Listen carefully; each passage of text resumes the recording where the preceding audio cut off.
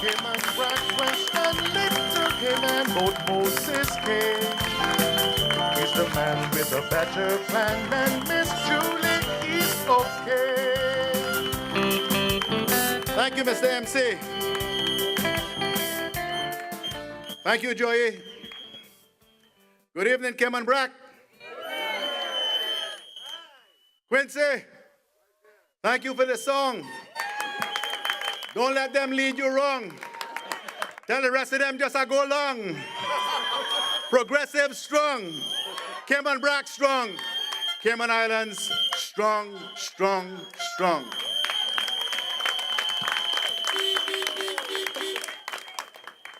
Ladies and gentlemen, you have heard Minister Borden speak and outline some of the areas of his ministry and the accomplishments there. You've heard Minister Archer speak to tell you about the firm financial foundation that this administration has delivered and his stewardship as the Minister of Finance. The Honorable Speaker, Mrs. Juliana O'Connor Connolly, and the Deputy Premier, Moses Kekernel, are all going to talk to you about the issues of Cayman Brac, the accomplishments of this administration under their leadership for Cayman Brac.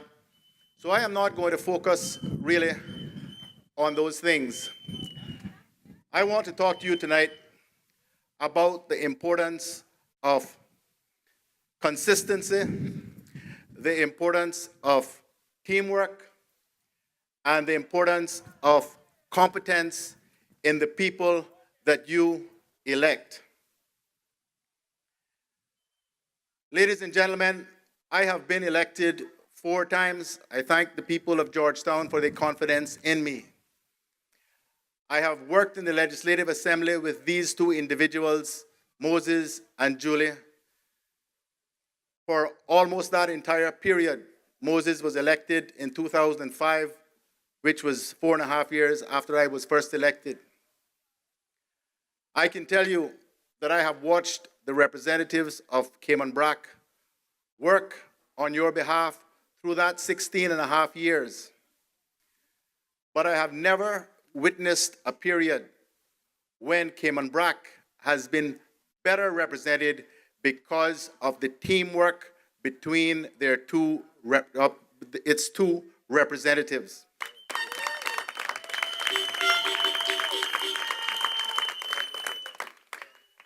You know, ladies and gentlemen, we now have, as of today, 6-1 candidates contesting these 19 seats in the Cayman Islands. And of them, I think there are now 33 independent candidates.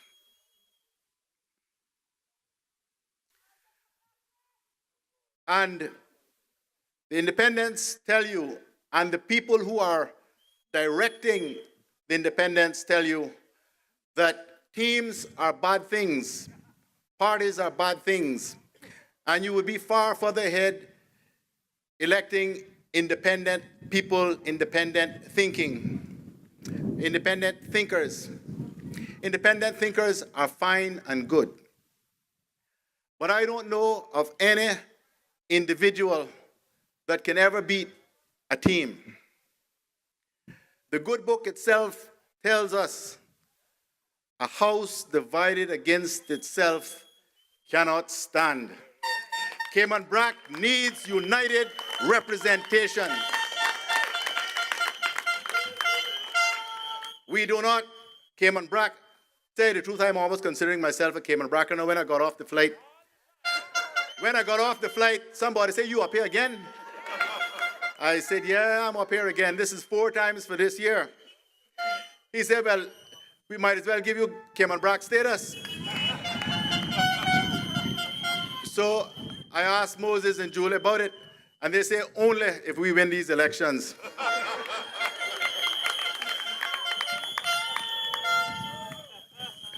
But ladies and gentlemen, I don't know of any situation in which an individual pulling here and an individual pulling there is ever going to achieve as much as a team which pulls together.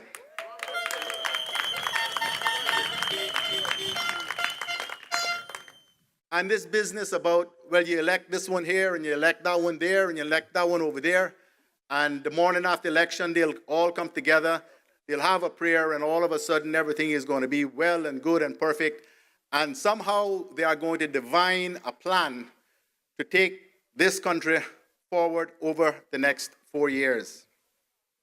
It's a pipe dream. Ladies and gentlemen, I want you to think about this.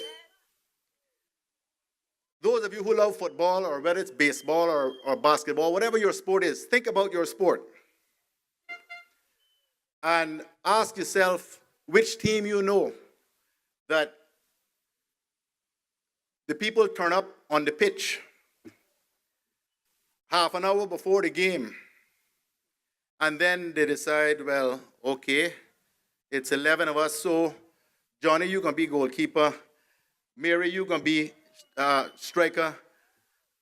Johnny, you gonna be a defender, and the rest of you all just fill in where you're going. Which sporting organization, which group, which organization would operate successfully in that way? But that is what the independents are trying, and have been trying for years, to tell this country that the country is going to be better off with people who have never worked together, have not sat down and devised any plan, any program about how they are going to direct the affairs of this country. Ladies and gentlemen, this is not Cayman of 30 or 40 years ago. We are only a small little place of 100 square miles, the three islands combined, 63,000 people thereabouts. But we have all of the issues, all of the complexities of any developed country in the world. And we are the envy of most countries in the world, certainly of the region.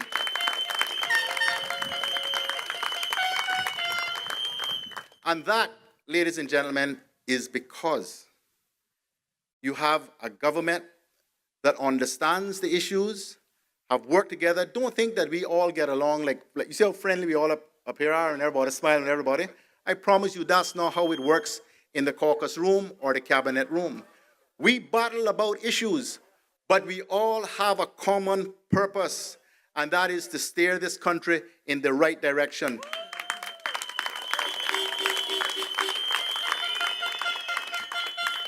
So, ladies and gentlemen, I am not, when I talk, I'm going to say it straight.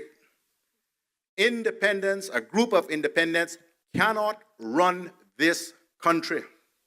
It will be chaos. It will be disaster.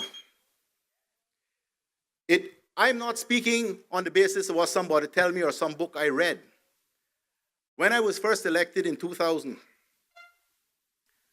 there were no teams, no full teams, I should say, no group of people who fielded anything close to full slate. There were 4 led by the Honorable McKeever Bush in West Bay. There was Kurt Tibbetts and myself in Georgetown. There was Gilbert McLean and Roy Borden in Bordentown. And that was the closest anybody came to a team. I was a political novice. We had to try to put together a government after the elections. We did. The first attempt at it failed the day after, even before we were sworn in. The second group we put together, which my dear friend Kurt Tibbetts led, that government lasted 1 year before the infamous coup when the Honorable McKeever Bush took over. I know of no period in modern Cayman political history since 1972 that this country has not been led by a team, a group, an alliance, whatever you call it, of people who had sat down together and agreed on a common purpose, a common set of policies, principles, programs. Because you can't run anything without organization and without some level of agreement about how you take the important issues of education and health and infrastructure, whatever the issues are, forward. I would never tell anyone that you have to have a formal party like we do, but you have to have a group of people who have come together around a common set of principles and policies and say we are prepared to say this is our position with respect to healthcare, with respect to education, with respect to how we develop infrastructure, social services, whatever the issue is. So, ladies and gentlemen, don't let anyone fool you into believing that because they are a good person, and I am not here to malign anyone, there are a lot of good people who are standing for elections, and the country needs that. But the country needs consistency, continuity. If anyone can tell us or tell me how this administration has failed this country and these islands, then I am willing to listen. But all of the indicators are that these Cayman Islands are poised to go from strength to strength.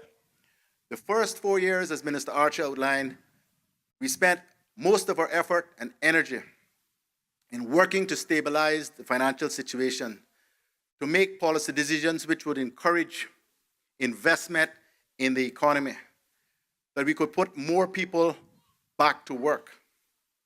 We have done that. Have we done everything perfectly? I would never try to claim that. But I know this, because I've been coming to Cayman Brac since I was 20 years old, and I'm 55 now. I know that Cayman Brac has enjoyed a great deal of benefit under the leadership of this administration, and in particular under the leadership of the Deputy Premier Moses Colonel and Mrs. Juliana O'Connor Connolly. If there is anybody else out there who has their experience, their passion, their ability to lead Cayman Brac, they haven't turned up yet in this election campaign. And I'm not saying that no one will ever turn up. No one lives forever and no one lasts forever. We do need people to come up and take over the reins in the future. But that future is not this election. That is some other election. We need to keep these two individuals in office in Cayman Brac to continue the good work and complete some of the good work that they have done. We know what under Moses' leadership we have done with airlift, what we've done with the airport, what we're doing with sports. The best is yet to come. And let me tell you from a Cayman Islands perspective, because I don't play games and I don't pretend what is not. I as the political leader of this party, I need you, ladies and gentlemen, to help ensure that these two seats in Cayman Brac are firmly in the Progressives' camp the morning after elections.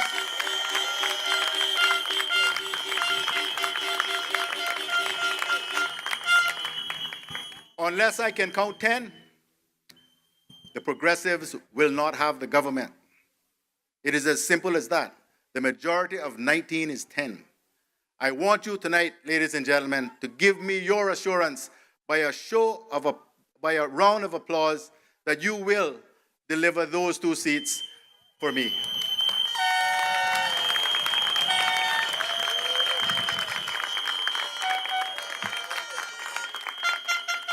Ladies and gentlemen, under the Progressives' leadership, under the leadership of Moses Colonel and Juliana O'Connor Connolly in Cayman Brac. Cayman Brac is strong, the Cayman Islands is strong, and we are Progressive strong. Good night.